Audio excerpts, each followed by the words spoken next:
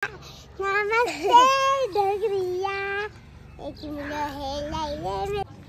तिनीहरूको घर हो यिनीहरू बस्ने अबदेखि यिनीहरूको नामै 30 रुपियाँ हुन्छ है अबदेखि तिमीहरूको नामै 30 रुपियाँ हेलो एभ्रिवान सबैलाई नमस्ते अनि सबैजनालाई ह्याप्पी चैते दसैँ अनि हामी चाहिँ आज कहाँ जानु लाग्यो भन्दा बहिनीको घर दसैँ चैते दसैँ हौ चैते दसैँ वायु प्रदूषण है दिदी कति धेरै भइरहेछ क्या यस्तो मधुरो यस्तो छ मौसम कति दिन भयो यो घामै लागेको छैन मजाले वायु प्रदूषण भएर आँखा बलेर मान्छेहरूलाई रुगा लागेर काठमाडौँमा अलिक खत्रै भइरहेछ अस्तिको आन्दोलनदेखि होइन पुलबाट क्रस गरौँ भनेको तर दिदीले हामीलाई मेन रोडबाट क्रस गरिराख्नु भएको छ यति छिटो छिटो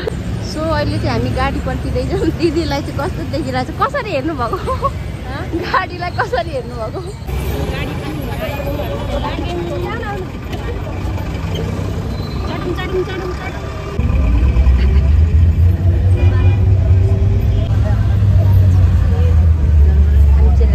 अब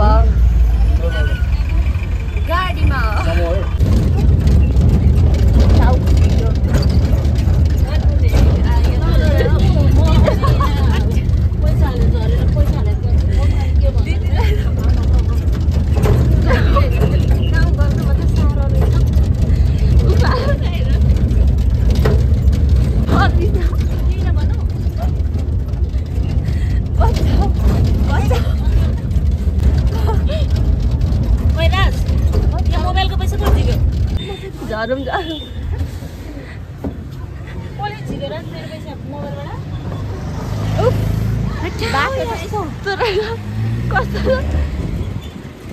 उफारेर गाडीले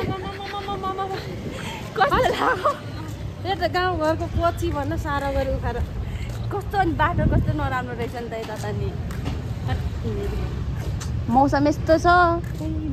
काठमाडौँको जाँदैछौँ मेरो के पर्नुहुन्छ हौ दिदी त्यस्तै उफारेको छ कस्तो उफारेको भयभरको चाकै घटाइदियो त्यहाँ बस्दा त त्यस्तै हो उफारेर चाहियो रे कति कति यिनीहरूलाई हामी यहाँ टिकटक बनाउनु छिरेको उनीहरूलाई 30 रुपियाँ चाहियो कति चाहियो अरे 30 रुपियाँ दिनु 10 करोड 10 करोड 10 करोड पर भाइ पनि त 30 रुपियाँ 30 रुपियाँ कति रुपियाँ रे कति रुपियाँ रे खै आँखा किन छोपेको अनुहार 30 रुपियाँ अबदेखि यिनीहरूको नामै 30 रुपियाँ हुन्छ है अबदेखि तिमीहरूको नामै 30 रुपियाँ किन हामीलाई थुन्ने एकजनाले मेरो यहाँ नानीलाई थुनिदिइसकेको ल टिकटक बनाउनु दिएकोमा बाई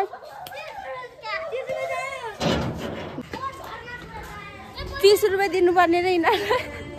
एउटा टिकटक बनाएको मार्फत 30 रुपियाँ खत्तम भयो न होला मलाई त चिनेन होला हैन म त चिने नि तपाईलाई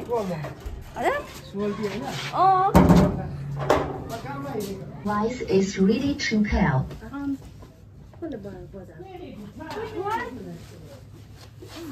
यस्तो छ मौसम कति दिन भयो कि यस्तै भएको जब यो आन्दोलन भएदेखि यस्तै छ घामै लागेको छैन को कुकुर हो यो को बेनिता भनेको उयो तिनीहरूको घर हो यिनीहरू बस्ने मलाई नकुट खै यिनीहरूको घर हेर्नु जाऊँ त ल कसले बनाइदिएको गाइस यिनीहरूको घर चाहिँ कस्तो राम्रो छ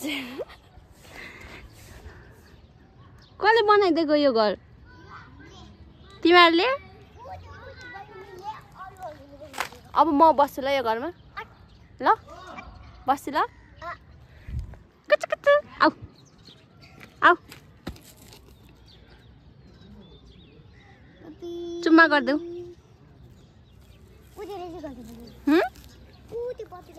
अनि यहाँ सबैजना आँट्छ त अट्छ अरे यहाँ कति 4वटा छ है यिनीहरू नमस्ते ढोग्रिया नमस्ते ढोग्रिया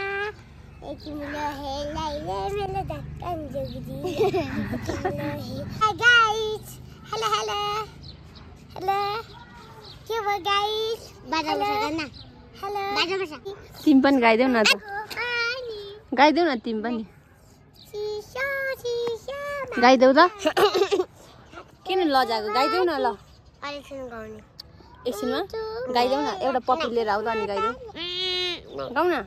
अहिले त कस्तो मजा गाइरहेछ मलाई चाहिँ अल्छी लागेर म चाहिँ बाहिर आएर गफ गर्दै बसेँ नानीहरूसँग कुकुरहरूलाई पनि खेलाउँदै हेर्दै कस्तो अल्छी लागेको दिदीहरू चाहिँ भित्र गफ गर्दै हुनुहुन्छ म चाहिँ बाहिर छु आजको दिन पनि यसरी नै बित्यो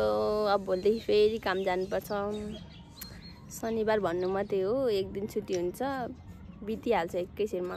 कति छिटो क्या अरू बेला कति टाइम लाग्छ दिन बित्न शनिबार त बनाएको बहिनी के बनाएको त घर के त मन्दिर के त केही पनि होइन सो अब म चाहिँ भित्र जानुपर्ने हुन्छ दिदीहरूकोमा त्यही थियो म चाहिँ अब जान्छु ल म गएको ल जाने होइन तिमी पनि आऊ बाहिर धेरै बस्नु हुँदैन अब दिदीको जानुपर्छ म नि लाग्यो चाहिँ आउँदै बाहिर तपाईँ कहाँ हिँड्नुभएको फेरि फर्किनु पर्यो बाहिर हेलो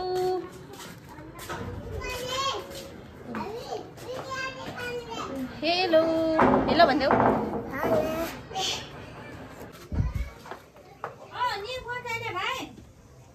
ल आइपुग्यो रुम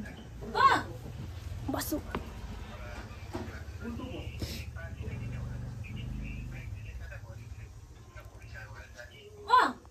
चाहिँ खाना रेडी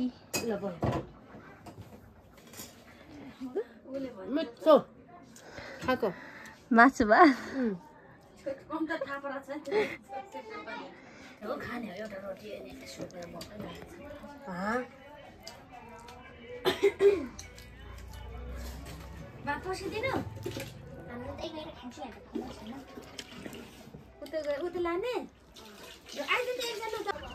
हामी चाहिँ खानपिन गरेर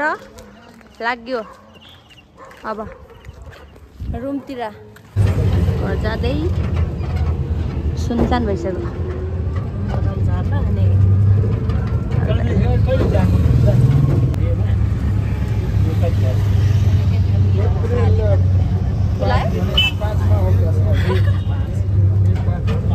यो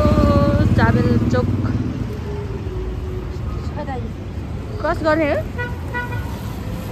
हामी चाहिँ रुम आइपुग्नु आँट्यौँ ढिलो भइसकेको थियो भनौँ न कति 9 बज्न आँटिसक्यो बल्ल बल्ल झन्डै हिँड्दै आउनु परेको गाडी पाउँदैन छु तर पायो खुसी लाग्यो धुलो यस्तो धेरै धुलो के भन्नु म तपाईँहरूलाई हामी चाहिँ रुम आइपुग्यौँ अब लाग्यौँ रुम आइपुग्यौँ फाइनली गलियो छोडेर त हिँड्नुपर्छ माथिदेखि चाबी लाउनु नलाउनु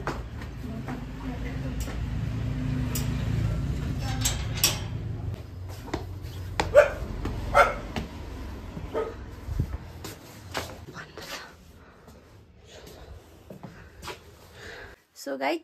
आजको ब्लग चाहिँ यहीँसम्म रहेको छ नेक्स्ट टाइम